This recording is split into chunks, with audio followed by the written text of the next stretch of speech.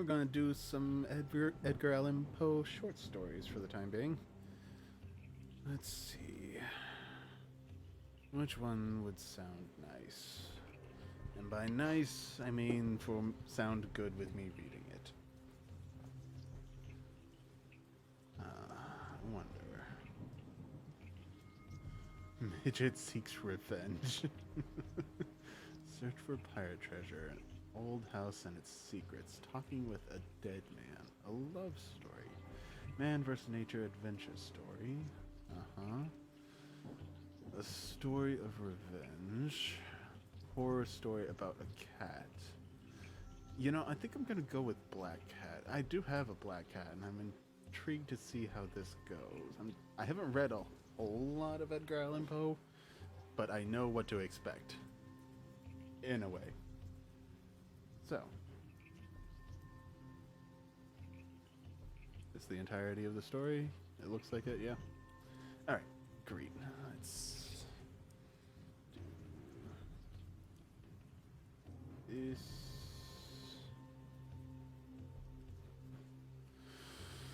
Alright. The Black Cat by Edgar Allan Poe, published 1845.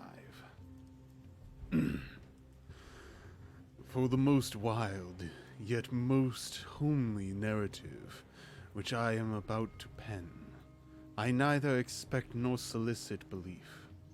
Mad indeed would I be to expect it, in a case where my very senses reject their own evidence. Yet mad am I not, and very surely do I not dream. But tomorrow I die, and today I would unburthen my soul. My immediate purpose is to place before the world, plainly, succinctly, and without comment, a series of mere household events. In their consequences, these events have terrified, have tortured, have destroyed me.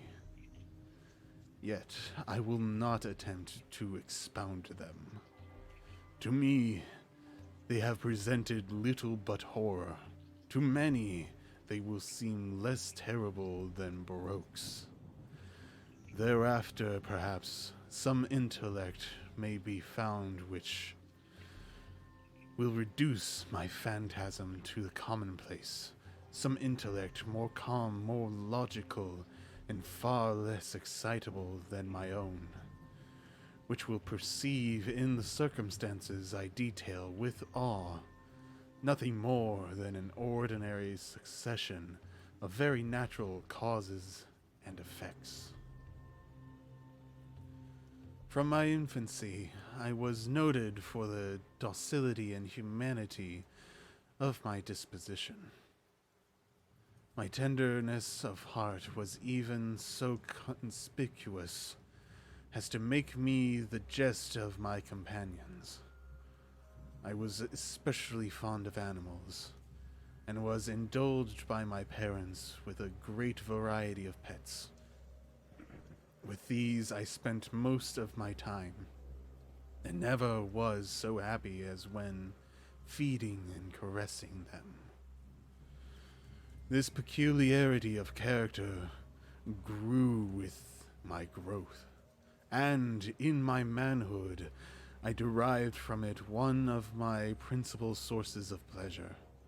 To those who have cherished an affection for a faithful and sagacious dog, I need hardly be at the trouble of explaining the nature or the intensity of the gratification thus derivable. There is something in the unselfish and self-sacrificing love of a brute, which goes directly to the heart of him who has frequent occasion to test the paltry friendship and gossamer fidelity of mere man. I married early, and was happy to find in my wife a disposition not uncongenial with my own. Observing my partiality for domestic pets, she lost no opportunity of procuring those of the most agreeable kind. We had birds, goldfish, a fine dog, rabbits, a small monkey, and a cat. This latter was a remarkably large and beautiful animal, entirely black and sagacious to an astonishing degree. In speaking of his intelligence, my wife, who at heart was not a little tincular with superstition, made frequent allusion to the ancient popular notion which regarded all black cats as witches in disguise. Not that she was ever serious upon this point, and I mention the matter at all for no better reason than that it happens, just now, to be remembered. Pluto, this was the cat's name, was my favorite pet and playmate. I alone fed him, and he attended me wherever I went about the house. It was even with difficulty that I could prevent him from following me through the streets. Our friendship lasted in this manner for several years, during which my general temperament and character, through the instrumentality of fiend intemperance, had, I blush to confess it, experienced a radical alteration for the worst. I grew day by day more moody, more irritable, more regardless of the feelings of others. I suffered myself to use intemperate language to my wife. At length, I even offered her personal violence. My pets, of course, were made to feel the change in my disposition. I not only neglected but ill-used them. For Pluto, however, I still retained sufficient regard to restrain me from maltreating him, as I made no scruple of maltreating the rabbits, the monkey, or even the dog, when by accident or through affection they came in my way. But my disease grew upon me, for what disease is like alcohol?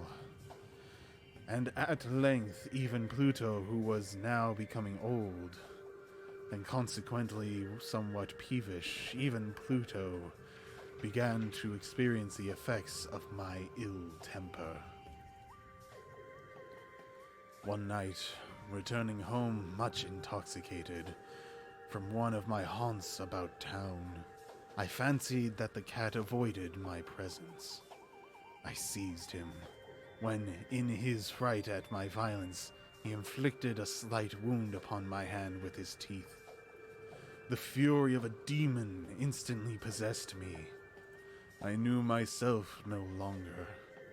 My original soul seemed at once to take its flight from my body, and a more than fiendish malevolence, gin-nurtured, thrilled every fiber of my frame.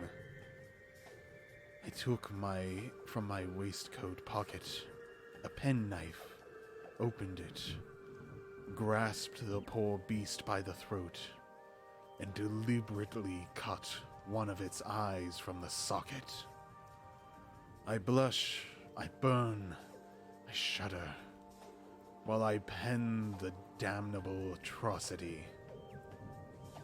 When reason returned with the morning, when I had slept off the fumes of the night's debauch, I experienced a sentiment half of horror, half of remorse, for the crime of which I had been guilty.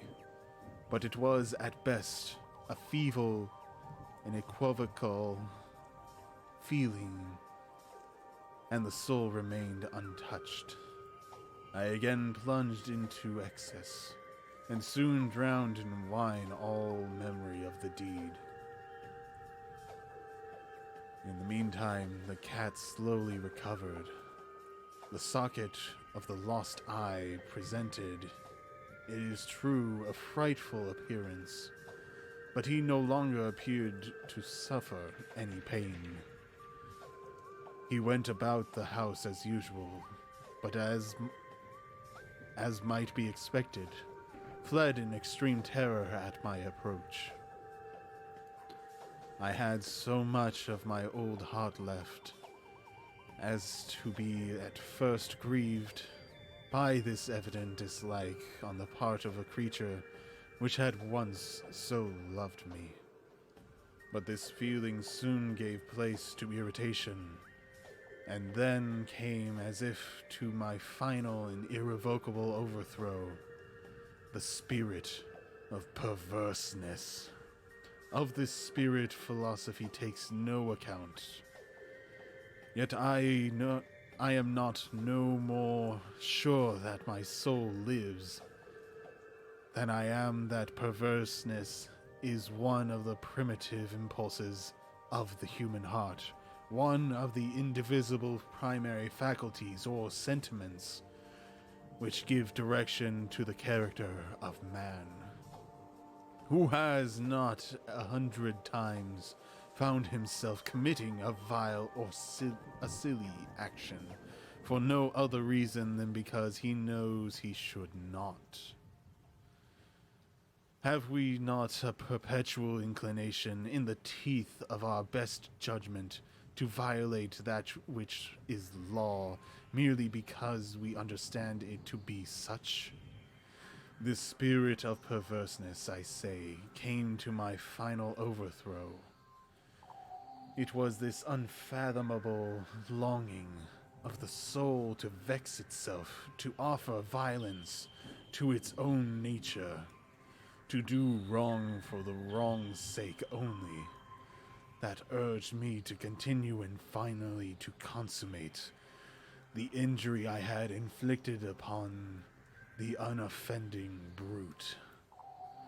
One morning, in cool blood, I slipped a noose about its neck and hung it to the limb of a tree. Hung it with the tears streaming from my eyes, and with the bitterest remorse at my heart. Hung it because I knew that it had loved me, and because I felt it had given me no reason of offense. Hung it because I knew that in so doing I was committing a sin, a deadly sin, that would so jeopardize my immortal soul as to place it, if such a thing were possible, even beyond the reach of the infinite mercy of the most merciful and most terrible God. On the night of the day on which this cruel deed was done, I was aroused from sleep by the cry of fire. The curtains of my bed were in flames. The whole house was ablaze. It was with great difficulty that my wife, a servant, and myself made our escape from the conflagration. The destruction was complete. My entire worldly wealth was swallowed up, and I resigned myself thenceforward to despair. I am above the weakness of seeking to establish a sequence of cause and effect between the disaster and the atrocity, but I am detailing a chain of facts, and I wish not to leave even a possible link imperfect. On the day succeeding the fire, I visited the ruins. The walls, with one exception, had fallen in. This exception was found in a compartment wall, not very thick, which stood about the middle of the house, and against which had rested the head of my bed. The plastering had here, in great measure, resisted the action of the fire, a fact which I attributed to its having been recently spread. About this wall a dense crowd were collected, and many persons seemed to be examining a particular portion of it with very minute and eager attention. The words strange, singular, and other similar expressions excited my curiosity. I approached and saw, as if graven in bas relief, upon the white surface, the figure of a gigantic cat. The impression was given with an accuracy truly marvelous. There was a rope about the animal's neck. When I first beheld this apparition, for I could scarcely regard it as less, my wonder and my terror were extreme. But at length reflection came to my aid. The cat, I remembered, had been hung in a garden adjacent to the house. Upon the alarm of fire, this garden had been immediately filled by the crowd, by some one of whom the animal must have been cut from the tree and thrown through an open window into my chamber. This had probably been done with the view of arousing me from sleep. The falling of other walls had compressed the victim of my cruelty into the substance of the freshly spread plaster, the lime of which, with the flames and the ammonia from the carcass, had then accomplished the portraiture as I saw it. Although I thus readily accounted to my reason, if not altogether to my conscience, for the startling fact just detailed, it did not the less fail to make a deep impression upon my fancy. For months I could not rid myself of the phantasm of the cat, and during this time there came back into my spirit a half sentiment that seemed but was not remorse. I went so far as to regret the loss of the animal, and to look about me, among the vile haunts which I now habitually frequented, for another pet of the same species and of somewhat similar appearance, with which to supply its place. And the cat speaks to me. One night... Oh, wait, one second. Come here. We're reading about black cats. You can come sit. You're a black cat. Sit and I read. I read story to you. I read bedtime story to you. One night, as I sat, half stupefied in a den of more than infamy, my attention was suddenly drawn to some black object, reposing upon the head of one of the immense hogsheads of gin or of rum, which constituted the chief furniture of the apartment. I had been looking steadily at the top of this hogshead for some minutes, and what now caused me surprise was the fact that I had not sooner perceived the object. Thereupon I approached it and touched it with my hand. It was a black cat, a very large one, fully as large as Pluto, and closely resembling him in every respect but one. Pluto had not a white hair upon any portion of his body, but this cat had a large, although indefinite, splotch of white covering nearly the whole region of the breast. Upon my touching him, he immediately arose, purred loudly, rubbed against my hand, and appeared delighted with my notice. This, then, was the very creature of which I was in search. I at once offered to purchase it of the landlord, but this person made no claim of it, knew nothing of it, had never seen it before. I continued my caresses, and when I prepared to go home, the animal evinced a disposition to accompany me. I permitted it to do so, occasionally stooping and patting it as I proceeded. When it reached the house, it domesticated itself at once and became immediately a favorite with my wife. For my own part, I soon found a dislike to it arising within me. This was just the reverse of what I had anticipated, but I know not how or why it was. Its evident fondness for myself rather disgusted and annoyed.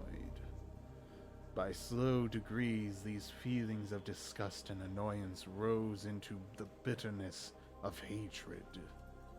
I avoided the creature, a certain sense of shame and the remembrance of my former deed of cruelty preventing me from physically abusing it. I did not, for some weeks, strike or otherwise violently ill-use it, but gradually, very gradually, I came to look upon it with unutterable loathing, and to flee silently from its odious presence as from the breath of a pestilence.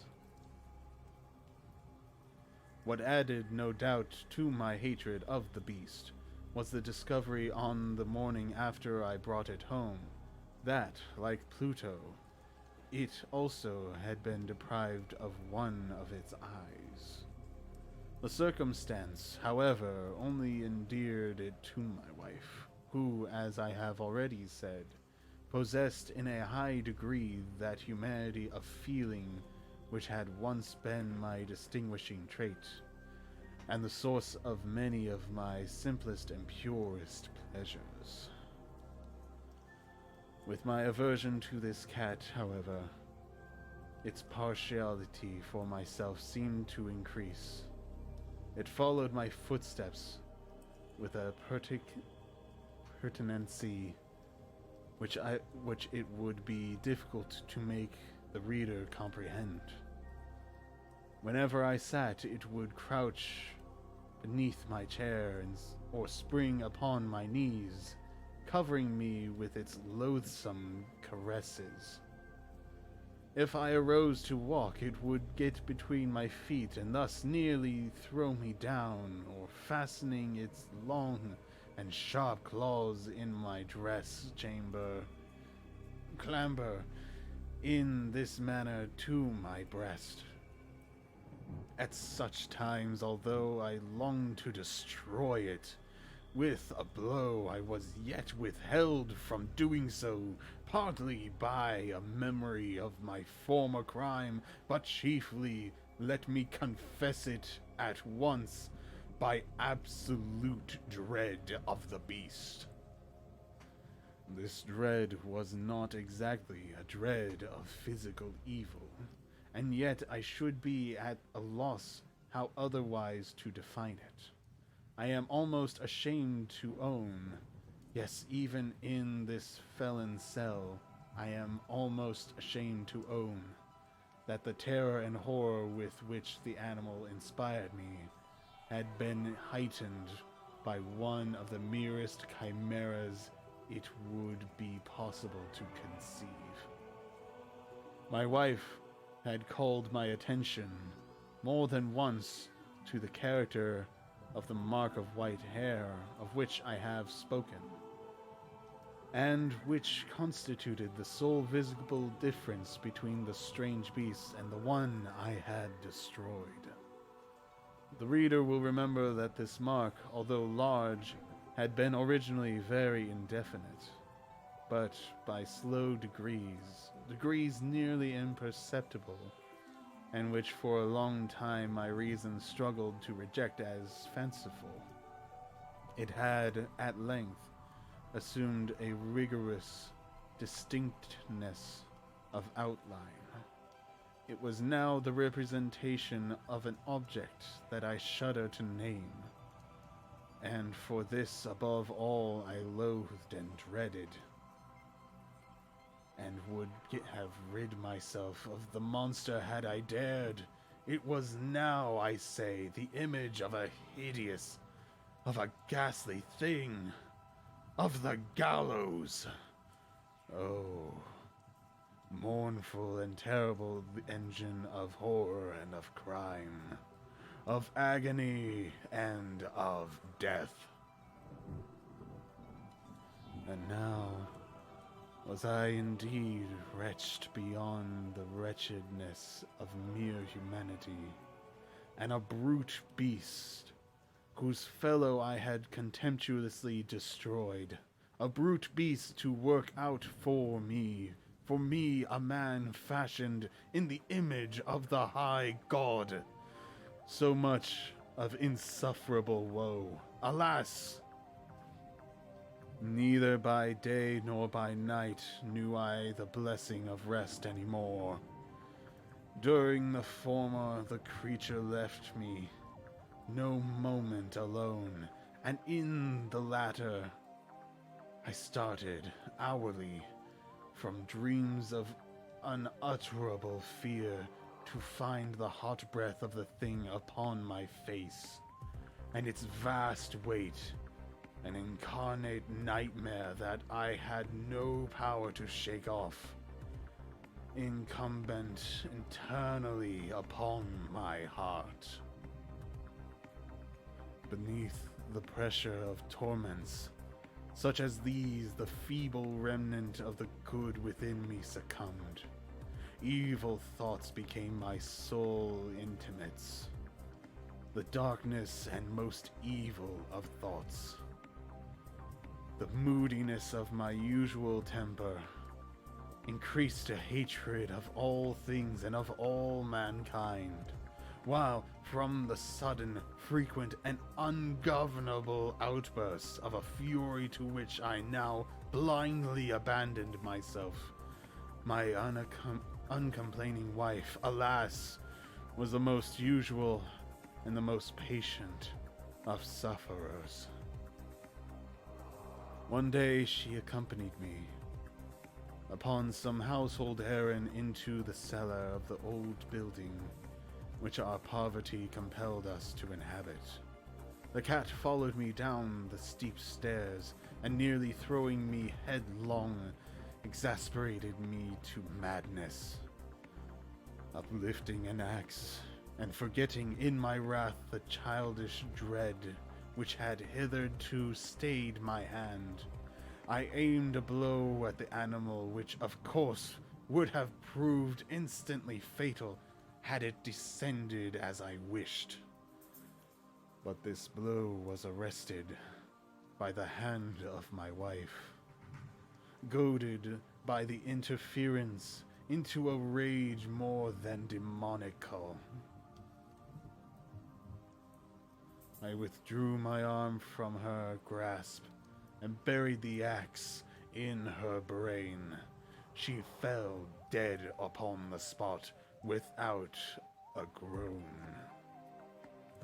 This hideous murder accomplished, I set myself forthwith and with entire deliberation to the task of concealing the body. I knew that I could not remove it from the house, either by day or by night, without the risk of being observed by the neighbors. Many projects entered my mind. At one period, I thought of cutting the corpse into minute fragments and destroying them by fire. At another, I resolved to dig a grave for it in the floor of the cellar. Again, I deliberated about casting it in the well in the yard, about packing it in a box as if merchandise, with the usual arrangements, and so getting a porter to take it from the house.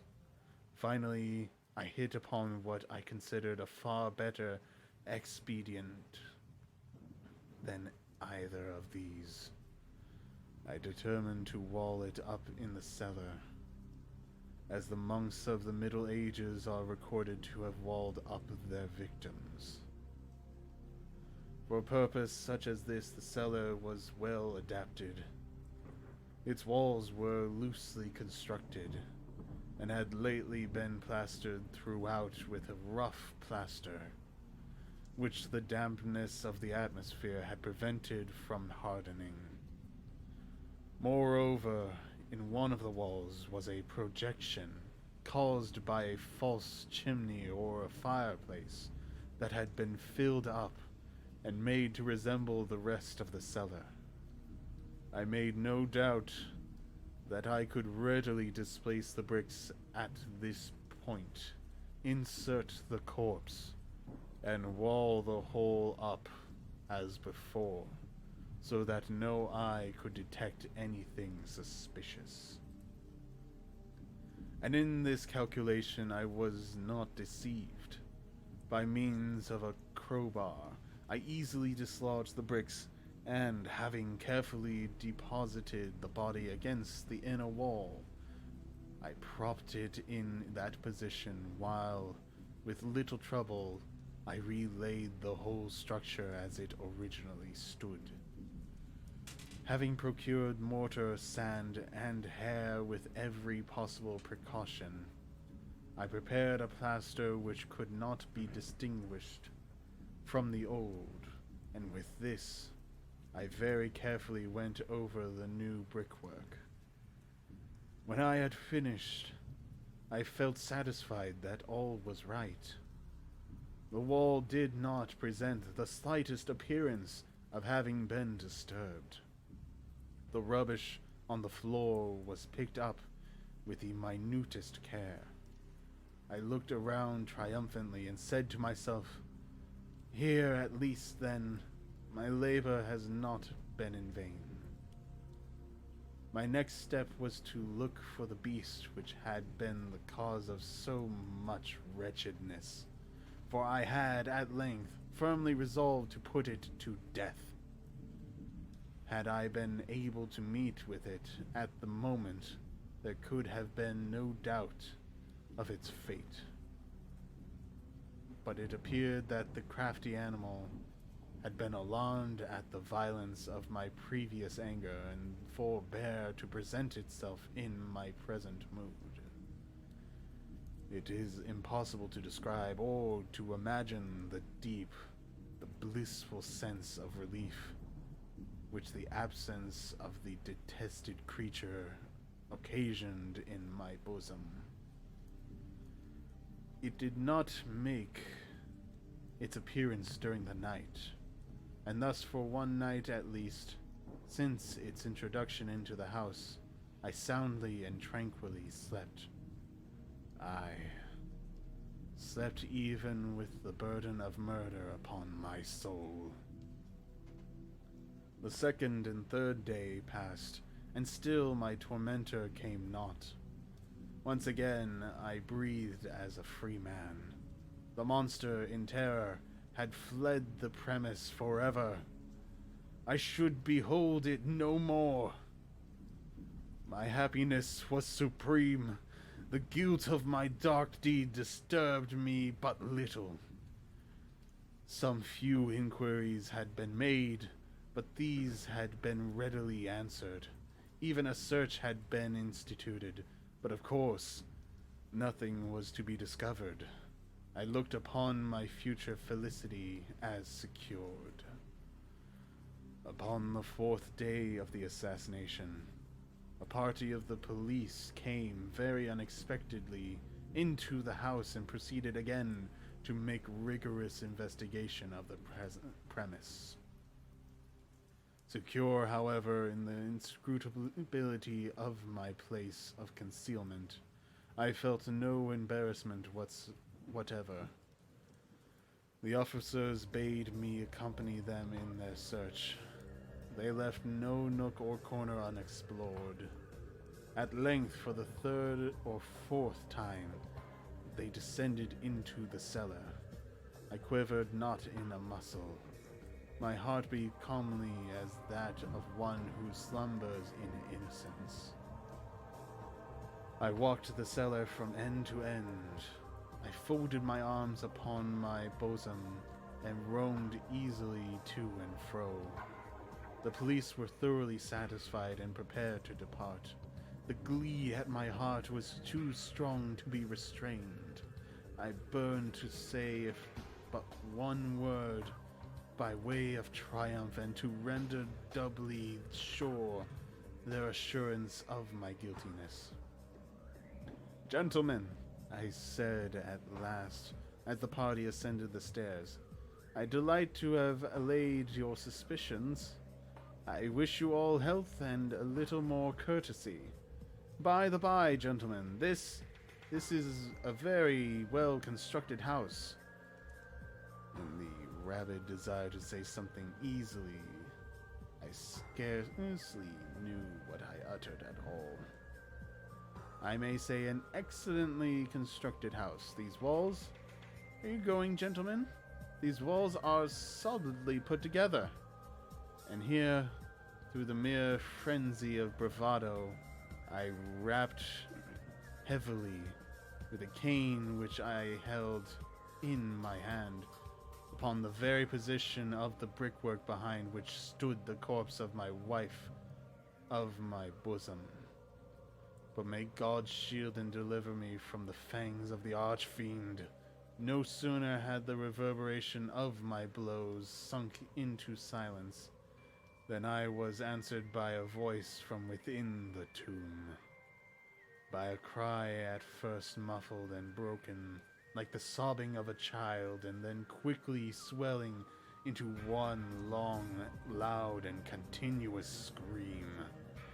Utterly anomalous and inhuman, a howl, a wailing shriek, half of horror and half of triumph, such as might have arisen only out of hell, conjointly from the throats of the damned in their agony, and of the demons that exulted in the damnation. Of my own thoughts, it is folly to speak. Swooning, I staggered to the opposite wall. For one instant, the party upon the stairs remained motionless, through extremity of terror and of awe. In the next, dozen stout arms were toiling at the wall. It fell bodily. The corpse, already greatly decayed and clotted with gore, stood erect before the eyes of the spectators. Upon its head, with red extended mouth and solitary eye of fire, sat the hideous beast, whose craft had seduced me into murder, and whose informing voice had consigned me to the hangman. I had walled the monster up within the tomb.